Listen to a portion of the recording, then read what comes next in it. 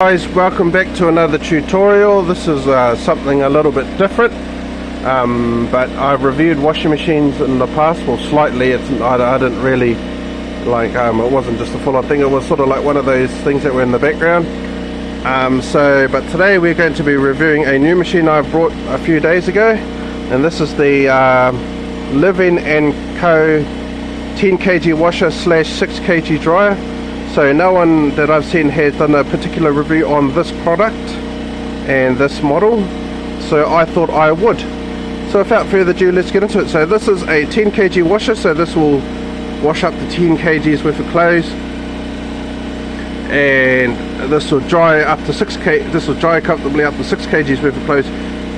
Note: do not, if you wanted to dry 10 kgs worth of clothes, it is not possible properly in this thing because it's only designated for 6 kgs of drying. But if you wanted to, say for example, use it as a washing machine for 10 kgs, that's fine, it'll wash it comfortably. But for dryer, no, it's only 6 kgs. So yeah, we've got sample clothes in here, just for an example. Sorry, just moving these so I can move closer to the machine with my chair rather than squatting. So if we look in here, so you've got the drum. So there's a jacket in there. Mainly what I want to test is the drying capabilities on this thing with the generator. The drying does work. I've done tests on this before this review at a house on house power, and I was impressed. You know, I stuck washing in. And then it was dirty. Put the detergents in. So over here you've got your detergent tray and which is liquid and fabric softener trays, so that's where you put those. This is not a smart dispense one, but pretty much I'm trying my best not to go towards too much smart appliances. I mean, I don't mind getting up to check my washing rather than having the Wi-Fi capabilities. So this one doesn't have Wi-Fi capabilities, but that's okay, because at the end of the day I got it for cheap, which is 749 New Zealand dollars. This was originally advertised at 1,080 New Zealand dollars. So yeah, plus my other brothers, my two older brothers and sister-in-laws, they got front loaders as well just recently, but their one is only just a washer only. But their one has Wi-Fi capability.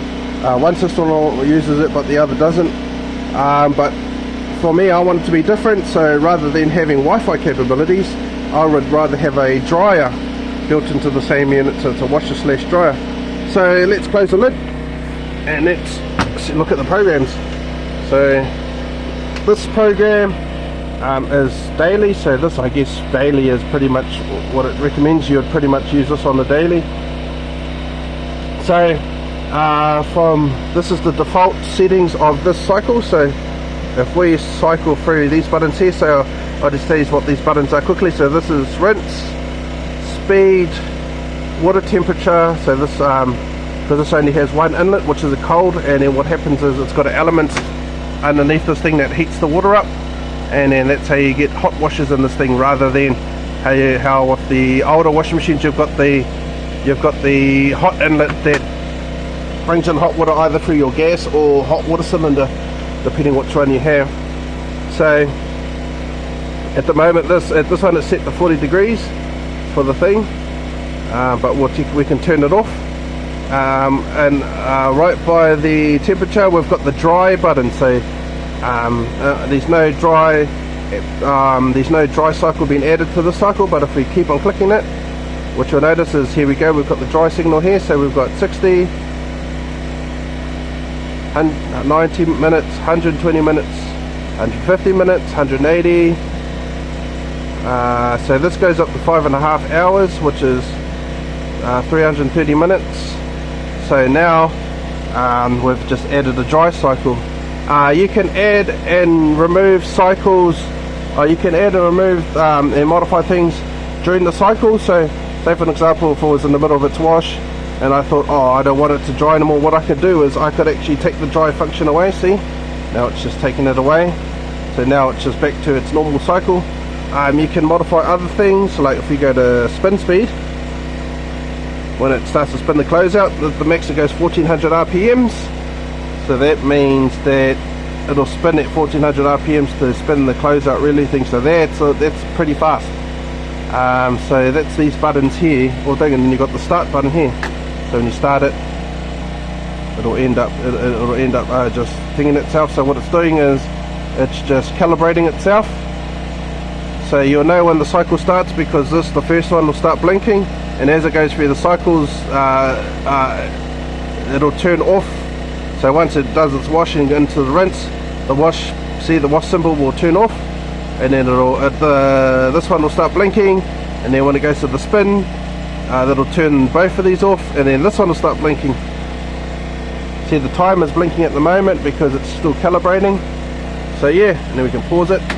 But what I want to do is I want to try the drying capabilities, because I know the washing clothes will be fine, it'll have no problem, but the drying, since it's excess heat, let's see what happens. So what I've done is there's a preset dry cycle that's 30-35 minutes. That's just strictly drying. As you can see, that one is blinking and there's no other symbols here because, as I said, it's only a dry cycle.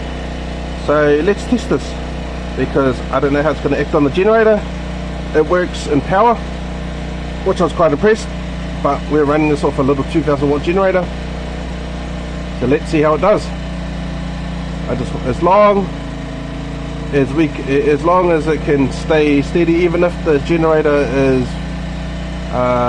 working.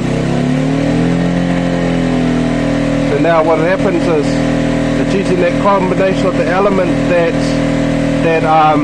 heats up the water and a refrigerant refrigerant compressor. So this has got a refrigerant compressor that goes, an inverted compressor, and what happens is, I don't know if you know of heat pump style dryers, the hot side of the refrigerant will go to a heat sink that extracts the heat from the refrigerant and then blows it into the drum, and then you've got the cold side of the compressor, which it's pretty much, that's what captures all the water and then send it to the pump down here.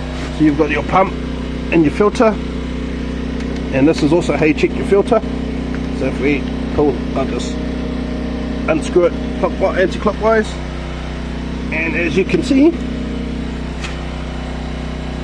this is the filter, and that's where your drain pump is. So if you wanted to check your lint, that's where it is. So there's no lint in it at the moment, but they must have got a little bit of water out, because there's no water in it at all. When I brought it here, it was fully empty. So that's where the condenser side will turn the vapor back into liquid and then send it to the pump. So let's continue the cycle. So it seems to be running alright. Limit bashing, half limit bashing the generator, but that's to be expected when you're running a heating element. But just like my heater, that's got a thing element that makes the generator do that too. But yeah, it looks like the drying cycle's working, which is cool, because this means that in the future, if I need to dry stuff here rather than go to the main house to dry things, well, I can now, which is cool. I mean, the main goal of doing all this thing is to get away from relying on the house, and this is one way that I'm doing it regarding the drying my clothes. I would only use this really just to finish off clothes. So I've got clothes horses here as well, so I'll probably hang them on the clothes horses till they're a little bit damp, and then so I can feel the heat from the dryer, well, from the washing machine / dryer, and that heat is great. It is pretty hot. So we definitely know that the heat cycle works, the dry cycle works. Oh, the compressor kicked in, and then just got to wait for the element to kick in again. See, it's vibrating. There you go, now the element has kicked in. And that's what uses the most power, is the heating element. It heats the water up, but it also will assist in heating the clothes up to take the vapor out of the clothes, and then the condenser will take it to the pump, and then the pump will drain it outside. So what happens is the pump kicks on and off during the dry cycle as well. When I was testing this without the generator, so I'm just pausing it just so it's less noisy. When I tested it without the generator, this is actually way more quieter than a normal typical dryer. So it dries and it's all good, but it's way more quieter. See, like a normal vented dryer is quite loud, and also a condenser dryer can be a bit loud, but these heat pump style dryers, they run pretty power efficient. If I was running a normal dryer on my generator, it will trip it, especially because normal style dryers use up to, well, they can use up to 5 kilowatts of power. So you can imagine 5 kilowatts per hour, and mine's only a 2 kilowatt max, or 1800 continuous actually. So yeah, it's the dry cycle, and she works like a charm. Oh, compressor's kicked in again, and then you've got to wait for the heater to kick in. But it's working like a charm, like I expected.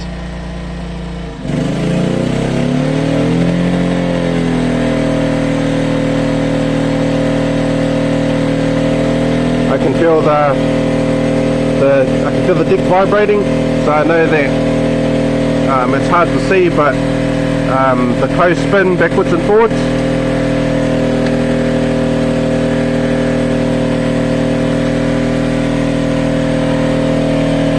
So yeah.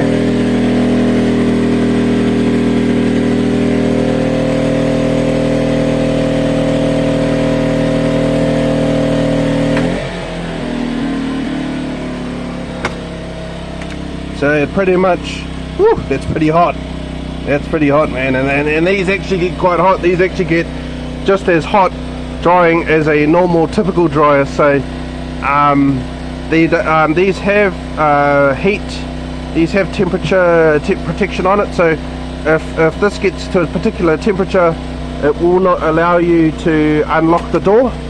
So the door will stay constantly locked until it reaches a certain temperature down, and then it'll unlock the door, which is a safety thing, especially when you've got kids. You don't want kids coming in, pausing it, unlocking the door, and then putting their hands in here, and then they're getting burnt, because this drum, I remember, it heats up pretty well to a good temperature. So you don't want kids burning themselves on that. So it has child safety features on this thing. So yeah, I just thought I'll do a review on this. My own opinion, I'm really impressed in it. This is the first washer / dryer I've ever owned. I've owned a front loader before, and also owned a few top loaders before this too, but this is my first all-in-one combo that I've owned, and I am really impressed with it. So where a lot of people go wrong with these is they think, oh, if it's a 10 kg washer, I could dry that too, which is not the case. They always recommend to go, if you want to pack your clothes halfway up the drum, just so when they do rotate, they've still got that space they've still got the space to move around, and actually in the dry cycle for the air to get in between. These do got fins on it, just like a typical front loader. So I'll pull that out. You can see so you got 1, 2, 3 fins. So pretty much that's what spins all your clothes and actually helps washing it. We see with an agitator, usually got an agitator that comes out of the middle and does that.